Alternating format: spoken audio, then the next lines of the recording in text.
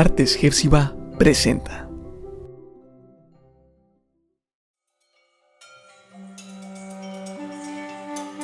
Las Crónicas de Narnia, El caballo y el muchacho, por C.S. Lewis. Narnia, el lugar donde el destino aguarda su momento. Dos fugitivos, en un viaje desesperado, unen sus fuerzas para escapar. Pero una batalla terrible decidirá su destino y también el de Narnia. Narnia, la tierra donde todo puede suceder. Capítulo 11. El inoportuno compañero de viaje.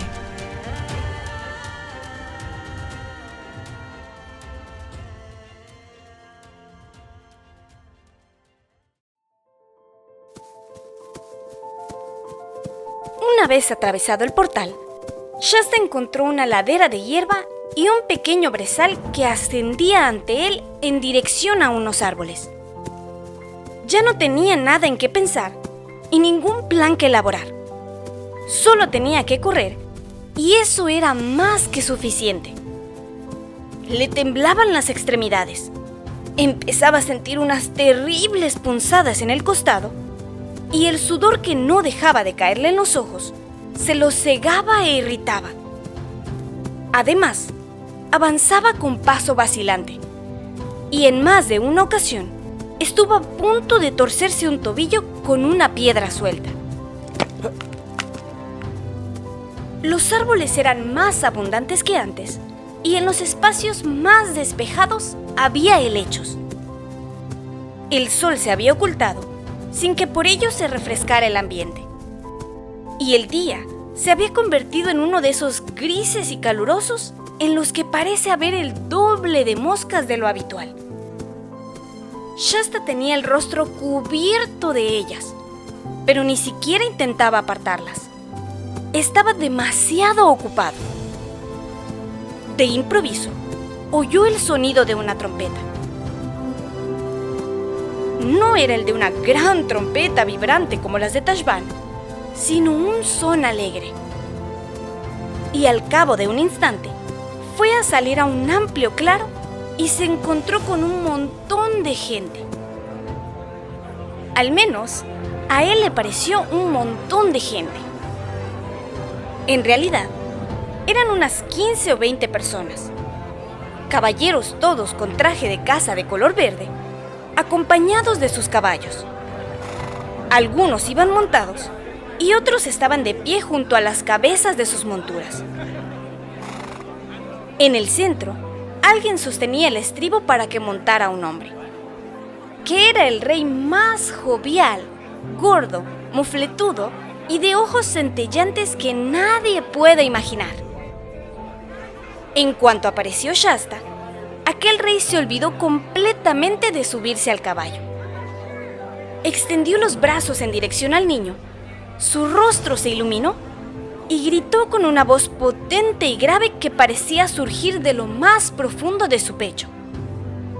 Corín, hijo, a pie, vestido con harapos, ¿qué? No, Shasta sacudió la cabeza. no soy el príncipe Corín. Sé que soy como él. Vi a su Alteza en Tashbaan. Envía sus saludos. El monarca contemplaba fijamente al niño, con una extraordinaria expresión en el rostro. ¿Es usted el rey Lun? Señor rey, huid, Anbar, cerrad las puertas. Vienen enemigos, Rabadash y 200 jinetes. Uno de los otros gentilhombres preguntó: ¿Estás seguro de esto, chico? Con mis propios ojos. Los he visto. Hemos corrido por delante de ellos desde Tashbaan. El gentilhombre arqueó ligeramente las cejas. ¿A pie? A caballo. Están con el ermitaño. No lo interrogues más, Darin. Veo verdad en su rostro. Hay que salir a toda velocidad, caballeros. Traed un caballo para el chico. ¿Sabes cabalgar deprisa, amigo? Por toda respuesta, Shasta puso el pie en el estribo del caballo que habían conducido hacia él, y al cabo de un instante ya estaba sobre la silla. Lo había hecho un centenar de veces con Bree durante las últimas semanas, y su forma de montar era muy distinta entonces de lo que había sido aquella primera noche cuando Bree dijo que montaba sobre un caballo igual que si trepara por un almiar. Se sintió complacido al escuchar que Lord Darren le decía al rey: El muchacho monta como un auténtico jinete, majestad. Estoy seguro que tiene sangre noble. Su sangre, sí. Esa es la cuestión. El rey volvió a mirar fijamente a Shasta con aquella curiosa expresión, una expresión casi ávida en sus serenos ojos grises. Para entonces, todo el grupo se movía ya a un enérgico medio galope. Shasta montaba de un modo magnífico, pero estaba desconcertado con las riendas, pues jamás las había tocado cuando montaba a Bree, y no sabía qué hacer con ellas. No obstante, observó con atención por el rabillo del ojo para ver qué hacían los otros. Igual que hacemos algunos en las bodas, cuando no estamos muy seguros de qué cuchillo o tenedor debemos usar. E intentó colocar los dedos correctamente. De todos modos, no se atrevió a intentar conducir realmente al animal. Confiaba en que siguiera al resto. El caballo era, desde luego, una bestia corriente, no un caballo parlante, pero tenía suficiente inteligencia como para darse cuenta de que el niño desconocido que llevaba sobre el hombro no tenía látigo ni espuelas, y no era realmente dueño de la situación. Así fue como Shasta no tardó en encontrarse a la cola de la comitiva. Pero aún así, iba bastante deprisa. Ya no había moscas, y el aire que azotaba su rostro resultaba delicioso. Además, había recuperado el aliento y su misión había tenido éxito. Por primera vez desde la llegada a Tashbaan, y qué lejos parecía aquello, empezaba a disfrutar. Alzó la vista para comprobar si las cimas de las montañas se habían acercado más, pero, con gran desilusión por su parte, no pudo verlas. Únicamente una vaga masa gris que descendía hacia ellos. Nunca antes había estado en terreno montañoso y se sorprendió. Es una nube que baja, ya veo. Aquí arriba en las colinas uno está realmente en el cielo. Veré cómo es el interior de una nube. ¡Qué divertido! Me lo he preguntado muy a menudo. A lo lejos, a su izquierda y un poco por detrás de él, el sol estaba a punto de ponerse. En aquellos momentos, se encontraban ya en una especie de accidentada calzada y avanzaban a buen paso. No obstante, el caballo de Shasta seguía siendo el último del grupo. Y en una o dos ocasiones, cuando el camino doblaba un recodo, el bosque se extendía ahora ininterrumpidamente a ambos lados de él. El niño perdió de vista a los demás durante un segundo o dos. Entonces se sumergieron en la niebla. O más bien, la niebla los atrapó. El mundo se tornó gris. Shasta no había caído en la cuenta de lo frío y húmedo que sería el interior de una nube, ni tampoco de lo oscuro que estaría. El gris se transformó en negro con alarmante velocidad. Alguien en la cabeza de la columna hacía sonar la trompeta de vez en cuando, y en cada ocasión el sonido llegaba un poco más lejano. Ya no veía a ninguno de los otros, pero claro está, podría hacerlo en cuanto doblara el siguiente recodo. Sin embargo, cuando lo dobló, siguió sin verlos. En realidad, no pudo ver nada en absoluto. Ahora su caballo iba al paso. Sigue adelante, caballo. Sigue adelante. Entonces oyó de nuevo la trompeta, muy débilmente. Bree siempre le había dicho que debía mantener los talones vueltos hacia afuera. Y Shasta se había formado la idea de que algo muy terrible sucedería si hundía los talones en los costados de un caballo. Aquella parecía una buena ocasión para probarlo. Mira, caballo, si no te das prisa, ¿sabes lo que haré? Te clavaré los talones. Hablo en serio. El animal, no obstante, no hizo el menor caso de su amenaza. De modo que Shasta se instaló firmemente en la silla, se sujetó con fuerza con las rodillas, apretó los dientes y golpeó los costados del caballo con los talones con toda la fuerza de la que fue capaz. El único resultado fue que el caballo inició una especie de fingido trote durante 5 o 6 pasos y luego volvió a ir al paso. Y en aquellos momentos ya estaba muy oscuro y los otros parecían haber desistido de hacer sonar la trompeta. El único sonido era un continuo goteo procedente de las ramas de los árboles. Bueno, supongo que incluso al paso llegaremos a alguna parte en algún momento.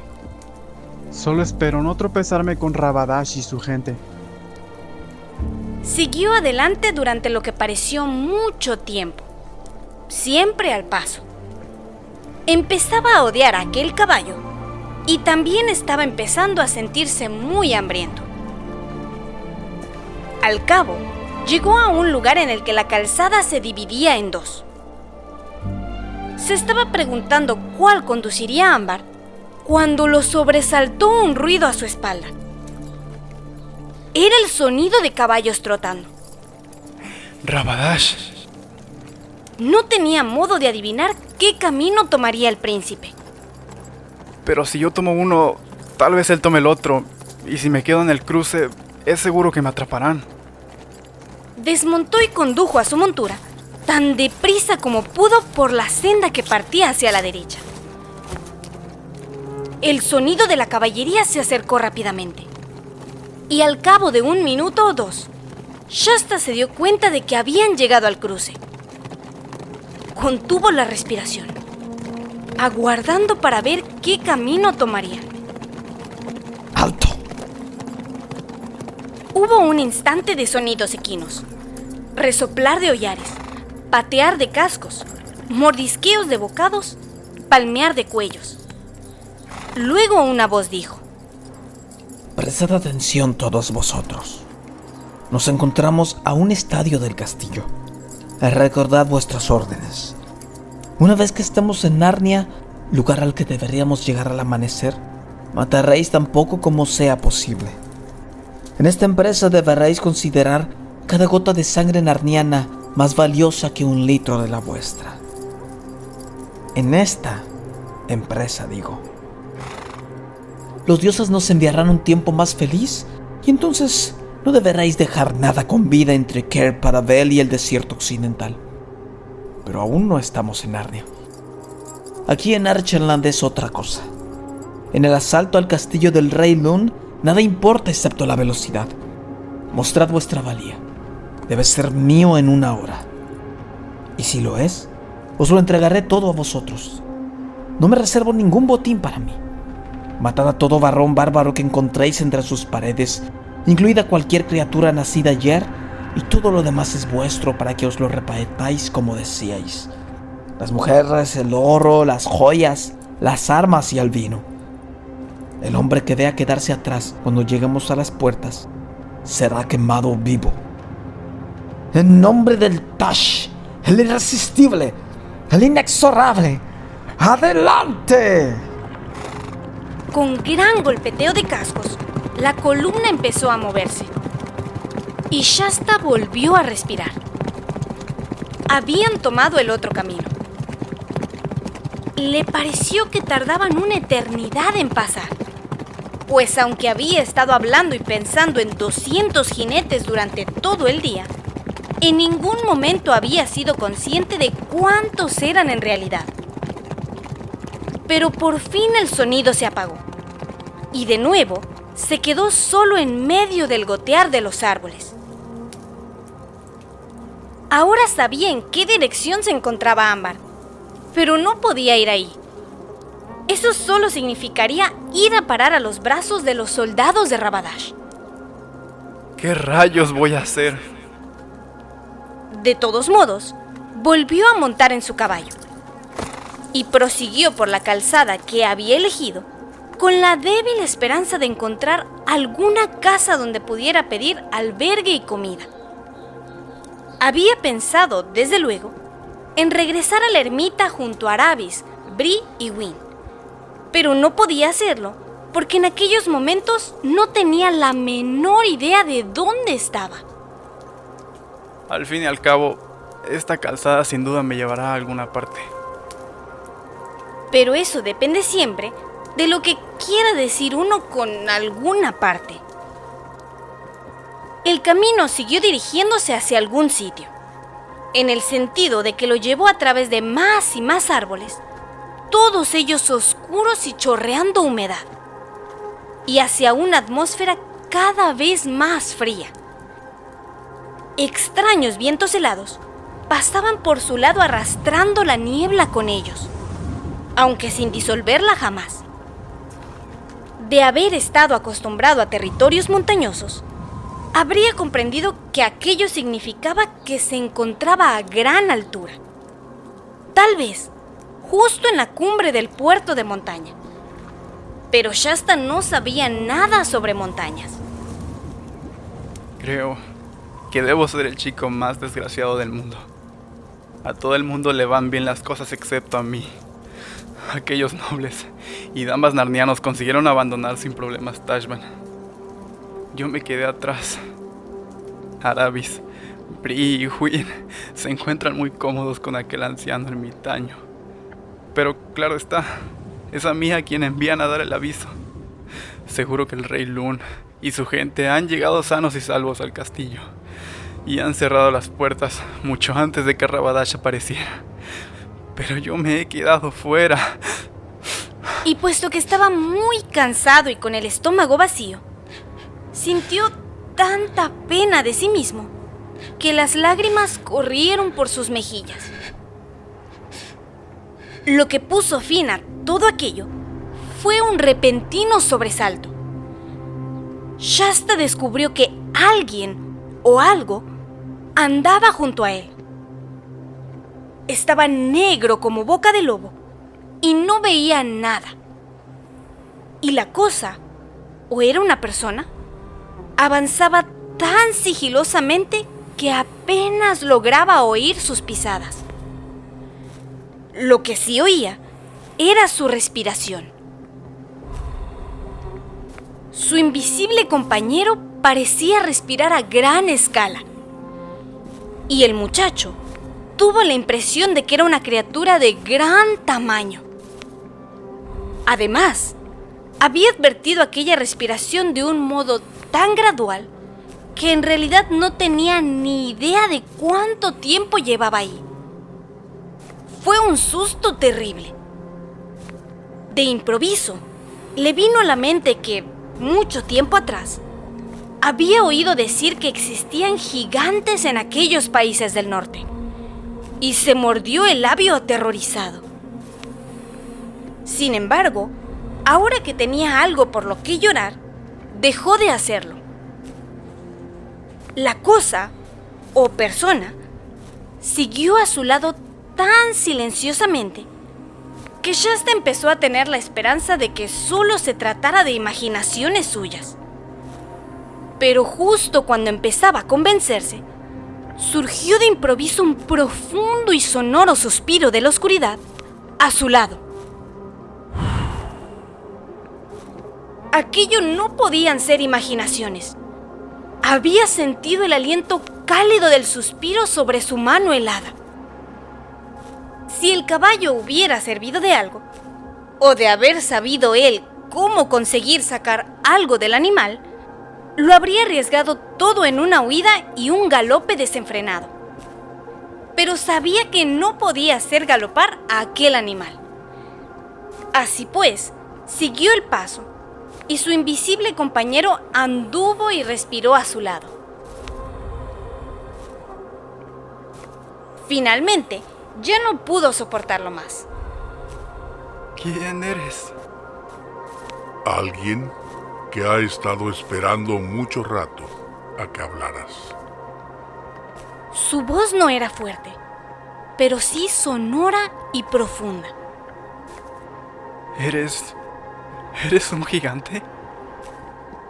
Podríamos decir que soy un gigante, pero no me parezco a las criaturas a las que llamas gigantes. No te veo. Shasta miró con suma fijeza. Y a continuación, pues una idea aún más terrible acababa de pasar por su cabeza, dijo casi gritando: No estarás muerto, ¿verdad? Por favor, márchate. ¿Qué daño te he hecho yo? Vaya, soy la persona con menos suerte en el mundo. De nuevo, sintió el cálido aliento del misterioso acompañante en las manos y en el rostro. Ya te habrás dado cuenta de que este no es el aliento de un fantasma. Cuéntame tus penas. Shasta se sintió un poco tranquilizado por el aliento, de modo que le contó que no había conocido a sus padres Yo nunca conocí y a que el mis papás. pescador lo había criado de un Fui modo criado por un muy pescador que severo. era muy severo conmigo. Y luego le Así que contó cuando la me iba a historia vender, de su vida decidí y el huir con modo la en ayuda que de los Rick, persiguieron un los caballo leones parlante. y se vieron Pero fuimos obligados a perseguidos nadar por leones, para salvar la Tuvimos vida. que huir para salvar nuestra Y vida. todos los Así peligros fue como corridos en conocimos a Tashbaan Aravis y Huin. y la noche que Cuando había estábamos pasado por entre las cruzar tumbas Tashbaan, me quedé solo y y tuve que cómo dormir las entre bestias tumbas. le aullaban desde el La desierto. primera noche pasando frío y Le miedo de habló las también bestias que del aullaban. calor y la sed padecidos durante el viaje por el desierto, y que casi habían alcanzado su objetivo Y cuando casi estábamos otro solo, león los persiguió un león e hirió a Aravis. También mencionó lo mucho Además, que tengo hacía mucha que no hambre. probaba bocado. No he comido. Yo no diría que eres desafortunado. ¿No te parece mala suerte que me haya encontrado con tantos leones? Solo había un león. ¿Pero qué dices? ¿No has oído que había al menos 2 la primera noche y... Solo había uno, pero era muy veloz. ¿Cómo lo sabes? Yo era el león. Y cuando Shasta se quedó boquiabierto e incapaz de decir nada, la voz siguió. Yo era el león que te obligó a unirte a Aravis. Yo era el gato que te consoló entre las casas de los muertos. Yo era el león que alejó a los chacales de ti mientras dormías. Yo era el león que dio a los caballos las renovadas fuerzas del miedo durante los 2 últimos kilómetros para que pudieras llegar ante el rey Lun a tiempo. Y yo fui el león que no recuerdas y que empujó el bote en el que yacías, una criatura al borde de la muerte, de modo que llegaras a la orilla donde estaba sentado un hombre, desvelado a medianoche para recibirte. Entonces, ¿fuiste tú quien hirió a Aravis? Fui yo. Pero, ¿por qué? Niño, te estoy contando tu historia, no la suya. A cada uno le cuento su propia historia y ninguna otra. ¿Quién eres? Yo mismo. Era un tono tan profundo y grave que la tierra tembló. Y repitió en tono fuerte, claro y alegre. Yo mismo. Yo mismo. Lo musitó tan quedo que apenas se oía. Y sin embargo, el sonido pareció surgir de su alrededor, como si las hojas susurraran con él. Shasta ya no temía que la voz perteneciera a un ser que fuera a comérselo, ni que se tratara de la voz de un fantasma. pero una clase de temblor nuevo y distinto lo embargó, aunque a la vez se sentía contento. La neblina iba pasando de negro a gris y de gris a blanco, y aquello debía de haber empezado a suceder hacía algún tiempo. Si bien mientras había estado hablando con la criatura, no había prestado atención a nada más. Entonces, la blancura a su alrededor se convirtió en una blancura reluciente, y sus ojos empezaron a parpadear. De algún punto situado al frente, le llegó el canto de los pájaros, y supo que la noche había terminado por fin. Podía ver ya las crines y las orejas del caballo con cierta facilidad. Una luz dorada cayó sobre ellos desde la izquierda, e imaginó que era el sol. Volvió la cabeza y vio, andando junto a él, más alto que el caballo, un león. El caballo no parecía tenerle miedo, o tal vez no podía verlo. Era del león de donde procedía la luz, y nadie vio jamás nada más terrible ni hermoso. Por suerte, Shasta había vivido toda su vida demasiado al sur de Calormen para haber oído las historias que se susurraban en Tashbaan sobre un espantoso demonio narniano que se presentaba bajo la forma de un león. Y desde luego, no conocía ninguna de las historias verídicas sobre Aslan, el gran león, el hijo del emperador de Allen de los mares, el monarca que gobernaba sobre todos los grandes reyes de Narnia. No obstante, tras echar una ojeada al rostro del león, saltó de la silla y cayó a sus pies. No pudo decir nada, pero lo cierto era que tampoco deseaba decir nada, y supo que no necesitaba decir nada. El gran rey inclinó la cabeza hacia él. Su melena y un extraño y solemne perfume que flotaba alrededor de la melena lo envolvió. El león le tocó la frente con la lengua. El niño alzó el rostro y sus ojos se encontraron. Entonces, al instante, el pálido resplandor de la neblina y el llameante brillo del león se juntaron en una arremolinada aureola que se elevó por los aires y desapareció. Shasta estaba solo con el caballo, sobre una ladera cubierta de hierba bajo un cielo azul, y los pájaros cantaban.